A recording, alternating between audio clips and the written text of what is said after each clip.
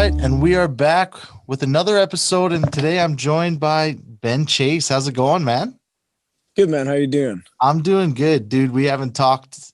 I don't even know when the last time we talked was. It was at the awards show, maybe 2 years ago now. Yeah, well, it'd be about a year and a half ago. So I think it was in January of 2020, right? Literally 2 months before the world went crazy and we had no idea. That's it. I think that was one of the last shows I actually played before the pandemic hit. So yeah, it would have been a year and a half ago, but it feels like it was not too long ago because time was just ticking way too quick. Right? Yeah, I hear you. All right, man. So for those who don't know, tell everyone a little bit about yourself and where you come from. Sure, yeah. So my name is Ben Chase. I'm from PEI originally, but I'm kind of a bit of a chaser of what I want. So when it comes to things, and I've always dreamed of having a music career. So the second I finished high school, I moved out to Alberta, and I was out there for about 4 years working and meeting people and writing songs and performing and kind of because Alberta's the Nashville of Canada for people. Most people kind of know that's kind of the typical thing. It's you want country music in Canada, you're going to go to Alberta. That's where you're going to find the best. And so I went out there just to learn from the best, be surrounded by the best, and really get myself, into that industry at a very young age. And I was just getting ready to make my move down to Nashville.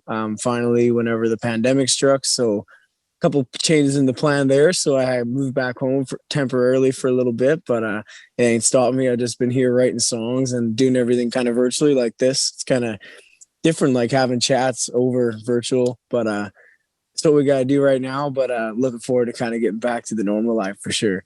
Nice. And I know we were talking earlier. You're in PEI, correct? Yep. Yeah, I'm out east to PEI. Yeah. Nice. For another 4 weeks. Then you're coming back to Alberta for a bit, and then yeah, I'm stoked, man. Really excited. Stuff. Sure. We'll get to it. How has quarantine been for you? Well, I've done quarantine like 4 times because I out here in the East Coast, our provincial borders are all closed. So if you leave the province, you come back, you have to isolate 14 days. So when I originally got back from Alberta, I had to isolate 14 days. And then in July, I went out to do some work, and then I had to come back and had to isolate another 14 days. And then in January, I went out to cut a new EP in Calgary. Same thing. I came back and I had to isolate 14 days. So I'd say I'm a pro quarantiner.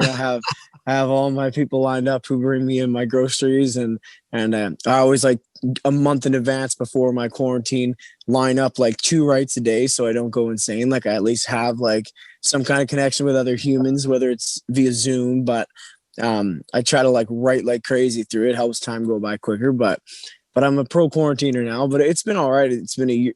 Honestly, for me, it's been a real big year of growth. So I'm really really excited to come back as we're all kind of starting to see what kind of looks like the light at the end of the tunnel of this. Yep.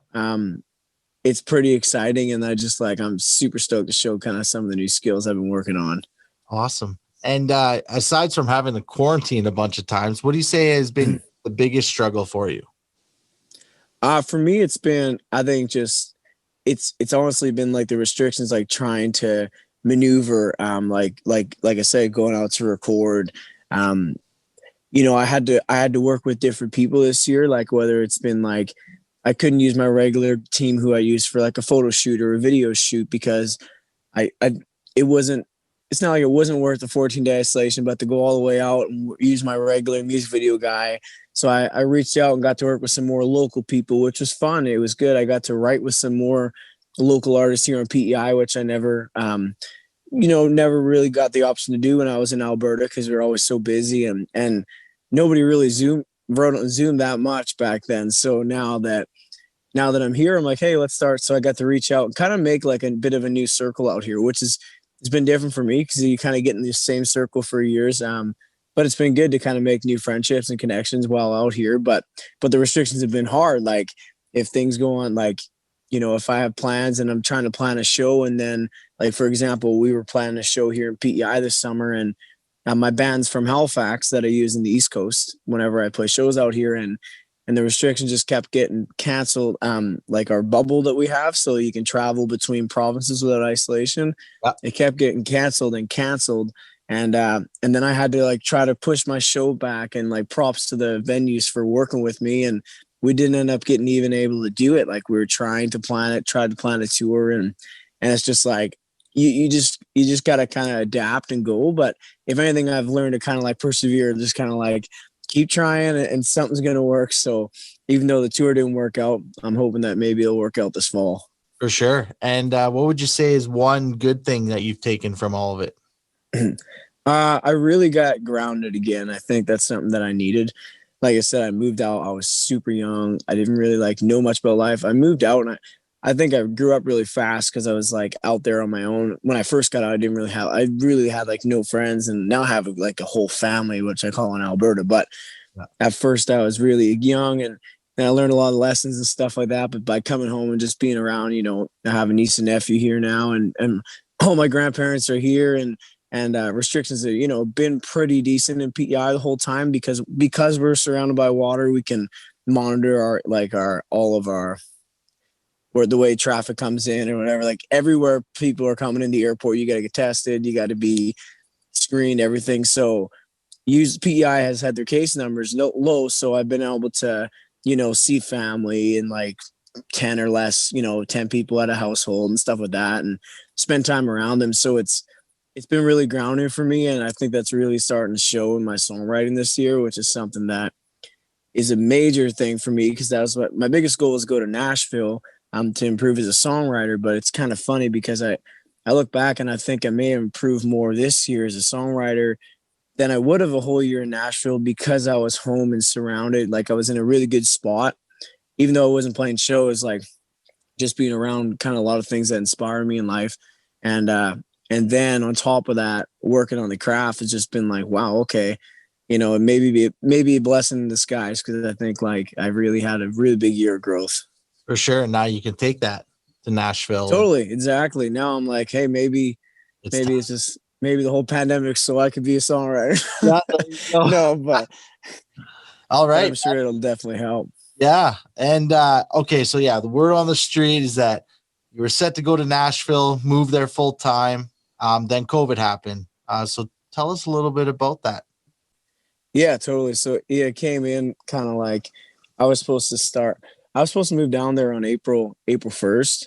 And that was when my work visa was scheduled for. And then I think you probably remember it was like St. Patrick's Day, whenever all the leagues were starting to cancel, and then the border got closed. And I was moving out of my spot in Calgary, so I didn't have like a spot in Calgary, didn't have a spot. I had a spot lined up in Nashville for April 1st. So my cousin and I jumped in my car and we drove all the way back to PEI. So it was a big adjustment, a major adjustment, because I did not expect myself to be living back here. And it took me a while to adjust to like such a small town, like out here, the gas stations closed at 7 p.m. It's like, there's so much difference, like in between living in Calgary and living out here. So the first couple months, I'll be honest with you, I didn't write very much. I stayed like disciplined enough that I would practice my instruments and run my vocal scales every day and try to stay on top of like my abilities. But when it came to writing, I just wasn't in the headspace. And then my cousin and I and a buddy, we rented this cottage because tourism wasn't going on. There was this like just super sick cottage on the water. And that was like we got for 2 months because there's no tourists. So these people were just trying to rent it out monthly to at least pay the bills for it. And just being around there and being around good friends and having good times, I kind of like got inspired to write again. And then I was like, hey, I'm going to do this. I'm going to write 100 songs this year. I set a goal and I wrote 108 in 365 days. So, wow. So it's a good grind. So it's kind of been a big change, but I think for the better. Okay, nice. And now that things are, like we said, we see the light at the end of the tunnel. Yep. You're set to move back there now full time, like to go to Nashville now. Totally. Yeah. I'm ready to, I've been saying that since I was like 17 or 18 that I was going to live there. And a lot of people from Alberta know that when I was there, I still call Alberta like my second home, and they took me in like family there, but it was a sharpening time. Like I went there to sharpen my tools before I went to Nashville. Like I couldn't play in the bars in Nashville because I wasn't 21, so I went to Alberta when I was 18. It's sort of like going around these restrictions in the pandemic, similar, but I just went around the age restrictions. I was like, okay, I'll go to Alberta until I'm old enough to play in Nashville, and I want to play songwriter rounds and stuff. And it's so hard when you're so young down there. So I'll go out to Alberta where I can get a band, get used to being like performing on stage, which I was super lucky, man. Like we played, I had a full band and we would play casinos and bars and festivals. And we were so busy for a couple of years. Like at one point, I think we had 33 out of the 56 weeks of the year, the weekends, we were like out of town, like whether it was in like Grand Prairie or Medicine Hat, Calgary, like there's so many places that were booking us, and we were always on the away for the weekends playing shows. And I got to develop as like a performer too. And that was kind of always the goal, was to go to Calgary for, 3 to 4 years and then head down Nashville, which I've been saying since I was a kid. I want to live there. And I'm a kind of hard-headed guy to change my mind on things. So I like to go for what I see, and that's what I'm doing now. Perfect, man. That's amazing. All right. So with that being said, and because I know there's a whole process to be able to move to the States, but what advice can you give someone who's wanting to kind of do what you're doing, move to the States, pursue music? I think it's about, well, I think the thing is to keep that focus. It's like you're going to, and it goes back to this restrictions thing again. It's like, for me, it's so hard. Like you see what you want, but you're going to run into so many obstacles. And it's like, but you have to know that's going to, like, it's like, I just keep my mindset on it. Like, if I meet an obstacle, I'm like that, even though it's like a ton of paperwork, and I may not want to do 100 pages of paperwork or go and mail this or get somebody to sign this for me or this and that. It's like, okay, it's going to be a lot of work, but in the long run, it's going to be worth it because I'm going to be there, Absolutely. And it took a lot of learning. I had to learn about like how visas even work. I didn't know anything about them. I had to try to find someone like sponsor me and this and that. And I had to, build connections down there. So I was flying down there at first and cause you can't just like pick up and move to the States.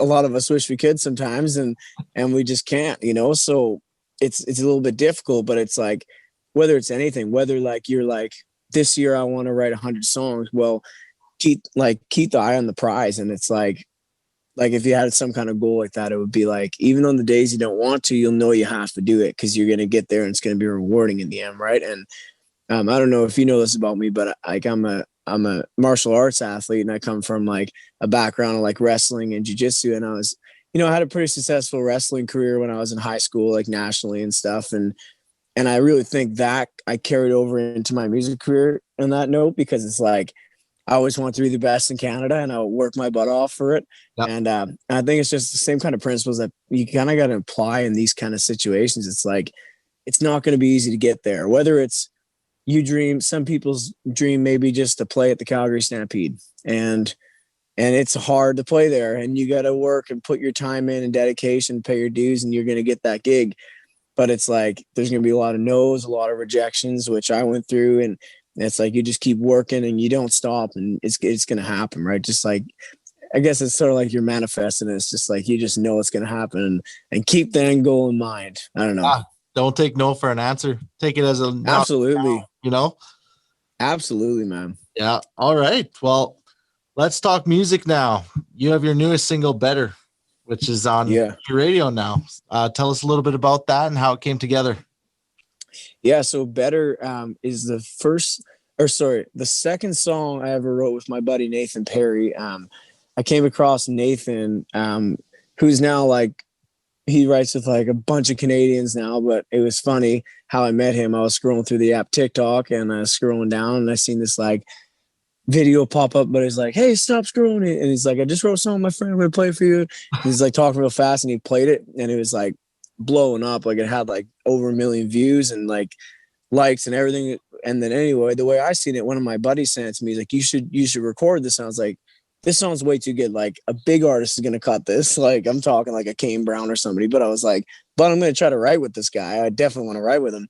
Yep. So I couldn't probably reach him on TikTok at the time, so I sent him a DM on Instagram, and then I flew down to Nashville. This is before the pandemic, and we started writing this song, and then him and I and Ethan Burke got together over Zoom and finished writing it. And we've been writing together nonstop through the pandemic, Nathan and I, and we've just like, I think on my next record, he's gonna have like half, like, of all the cuts of all the songs I record, he has like half of them.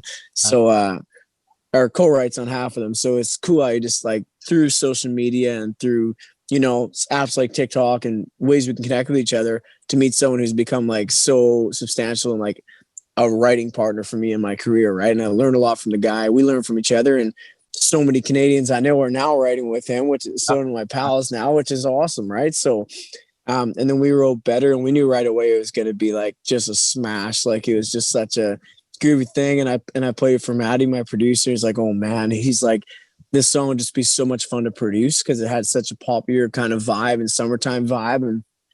And we had it done for a while, but every time I showed someone, they're like, oh my God, this makes me think of summer.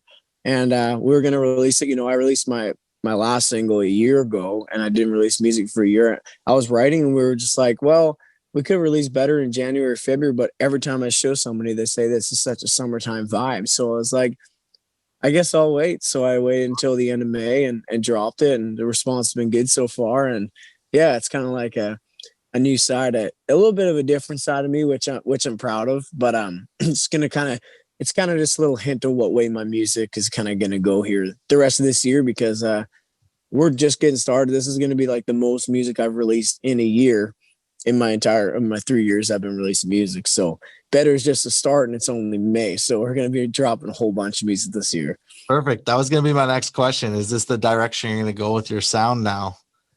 Yeah, absolutely. It's a bit different than before, but I feel like I'm just kind of growing up a little bit. Before we're trying to do the super poppy country kid kind of thing, but now I'm like, I had some time just kind of think about who I am, and I'm writing about a lot of real life situations now, which people will hear in the next couple songs. It's like, I love that. I love writing personable things and just things that I go through that I think a lot of people have. And that's kind of what's going to be coming out in the next little bit too. Love it. And what's your favorite thing about co-writing? Honestly, I think it's just like feeling the energy from other people, which I hated Zoom writing at first, but I'm finally okay with it. Like, I'm excited to go back to regular writing, but I love being in a room and feeling energy, and like someone's singing, you can sing like harmonies in real time with them, or like, just jam out. Or if you get an idea, like you can feel the person's excitement. Right. Oh. And it's my favorite part about co-writing is just like sitting down with someone, feeling their energy and being like, wow, we just sat down and did this. And there's so many people who are kind of like amazed that like you can write a song. I get that all the time. People are like, I don't know how you do it. You write a song. I'm like, we power through it, and we just like show up and clear ideas, and we laugh. But I feel like, there's so many people that I've written with for the first time this year who I call like real good friends, but I've never even met them in person. But like, you just get such a good connection because you get deep, you talk, you talk about, usually if the line you want to put in, you tell a story behind it, and then it comes out and it gets on the song. There's a young, he's older than I am, but he's a young emerging artist named Cody Robinson from Ontario, a buddy of mine. And like, he's literally, I've written with him over Skype, and we've never met in person.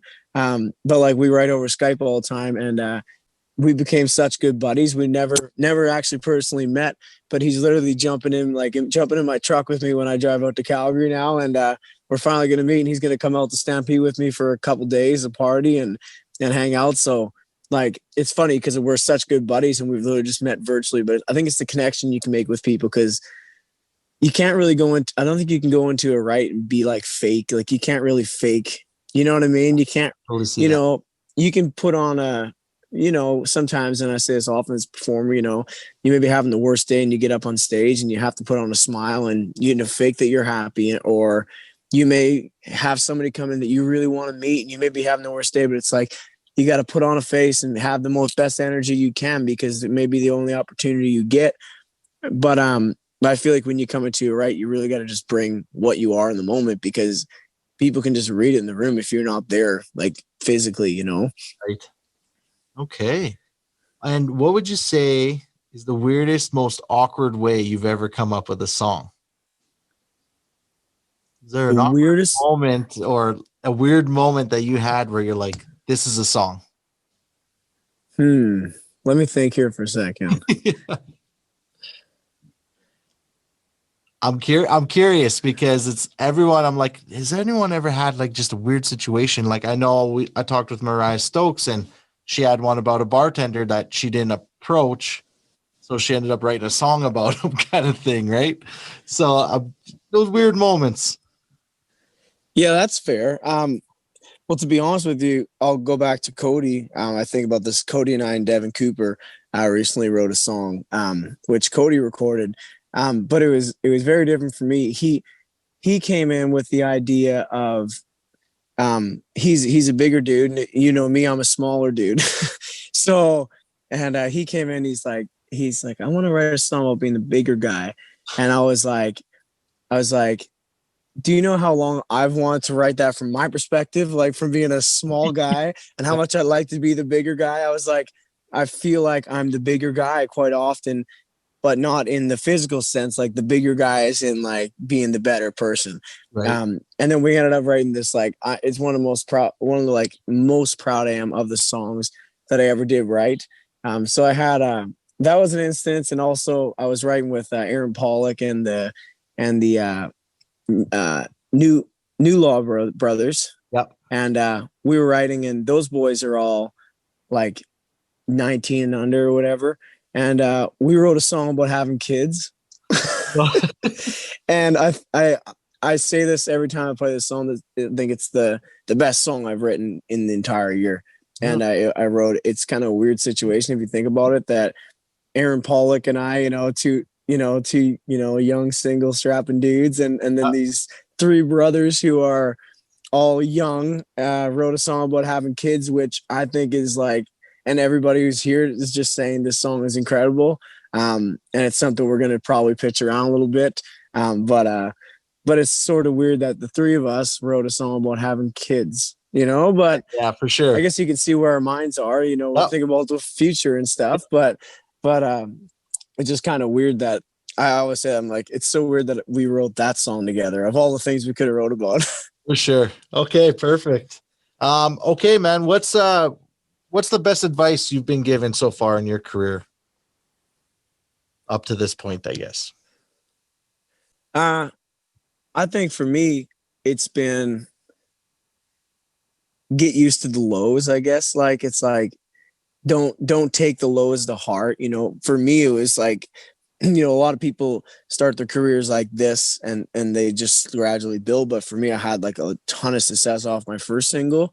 Oh. And then I felt like a sort of like a drop, and I'm still kind of feeling like that. I know it's part of the pandemic and not having shows. It's really hard to be out promoting a single and like you see like streaming numbers are down, and like, but they're down for everybody. And that's just something that, but it's hard. It's sad that it's like, I think if this was me 2 years ago, I may have been like releasing music, and if it wasn't doing as well as my first song, I would have been taking it to heart. But it's like, now you just got to understand, it's like there's going to be so many lows. And I hear from people all the time, they're like, you just got to keep releasing music and it's eventually going to happen for you. Like, just don't give up, even though you may not get the show or you may not get the best slots.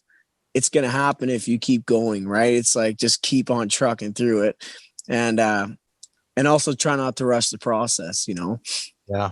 Okay. I think it's just like, instead of trying to jump to the conclusion, my team and I, we work really good at trying to build for the long term, instead of, I'm trying not to, no shade of Billy Ray Cyrus, but I'm trying not to do the achy break your heart one and done. We want to build a long and lasting career here. So, that's the intention with every release. We plan specifically for that, to keep growing, hitting different markets, expanding, and then just slowly get into, I think, closer and closer to where we want to be, but build something that's going to last a long time. I dream of being a dad someday. Like, that's part of why we wrote that song. I dream of being a dad someday and having a family. And I always say, like, how cool would it be to do that, but also be able to like financially have, like, afford my family by a music career, Sure. Like, how great would that be? Because those are like, that's my biggest passion in life. And if I could get there, so I always keep that in mind when I'm working it, but it's like, if I just keep that in mind and just keep working for the long term, well, if we keep building that way and go through the lows, go through the highs, celebrate the highs, stay positive in the lows, in the long term, it's going to be worth it whenever we got that whole big platform built. Absolutely. Perfect. Okay. And now with things opening up, do you have shows lined up? Anything that you can mention, announce? You know, I wish I could, but everything is tentative right now. I know. Like I'll tell you, I'm going to be playing a bunch in Alberta in the next, like 5 weeks from now. So like, stay tuned to my socials, because I'm going to be like, whenever we get the approval, if they are saying, okay, we're going in phase 3 and no indoor restrictions and bands are back, like, it's just going to be like show here. Cause we're like, we have, everybody's just got us on tentative dates, which is good. It's not like you might have it. It's like, if the restrictions lift, we're going to have you guys. So it's going to be a really busy rest of the year if that happens, which is awesome. But, and lots of shows in Alberta. The East Coast, you know, it's just part of living out here, but our healthcare system's just a little smaller out here and stuff, and we have an older population. So it's going to be a bit behind before restrictions kind of get where they are. Like, it's probably going to be the fall, like September. So it makes more sense. Same as, like I said, I always go with the restrictions. So if I can play shows in Alberta, I'm going out to Alberta if I can't play them here. So I'm going to be out there for the summer, it looks like right now, and play a whole bunch of shows. So I'm really stoked. Cool, man. With that being said, tell everyone where they can find you on social media. Yeah, totally. So, I did take a break from social media for a while, but I'm back at it full time now. I'm always on there, and people ever want to message or chat or, you know, send me a song they like or comment on one of mine or something. I'm like, if you know me, I'm like the most, I love connecting with humans. It's part of who I am. Like, just making pals all over the world. Like I just love like traveling, meeting new people. I'm like that. And I'm always, you know, interacting with my followers and stuff like that. And so like a lot of times I'm going on through Instagram. That's usually where I'm at. The Ben Chase is my handle, but I'm starting to really get on TikTok a lot. I've been taking a break here because lobster fishing has just been beating me up, and I have no creative side of me. I'm not writing either for 8 weeks. Just as sort of like what I do when I do this. It's just like a little break, but it amps me up because I'll be on the boat some days. I'll get like song ideas, and I'm holding my like phone up trying to sing it into my phone, so I'll have it in 8 weeks whenever we're done. But yeah, through social media, I'm always there. I'm always active, and I'm going to get real active here and be posting about a lot of shows. And, you know, for the people who may still have restrictions and stuff, I feel like even following artists who, you know, whether if I was in Nashville right now, obviously there's no restrictions. So it'd be like, you know, I see that stuff and part of me is a little jealous, but you know what? Truthfully, I remember I'm a big UFC fan, obviously as a martial arts guy. And I remember seeing their first event back, man. I literally got chills because I was like, it's going to happen here. And like, I feel like if you're somewhere where it's still locked down and you want to follow along, like my journey of going back, whenever it's like things are opening up, we're playing shows again, I'm going to show you guys that there's hope, you know, like, you know, there may be some provinces like Ontario and stuff where you're just a little bit behind, but if they see this, it's like, it's promising. It's like, stick to the plan. We're going to get through it, you know? So it's been motivating for me to see my pals in Nashville playing shows. I'm like, it's going to be a few more weeks, you know, Canada's a little behind in the vaccine rollout. We're going to get there.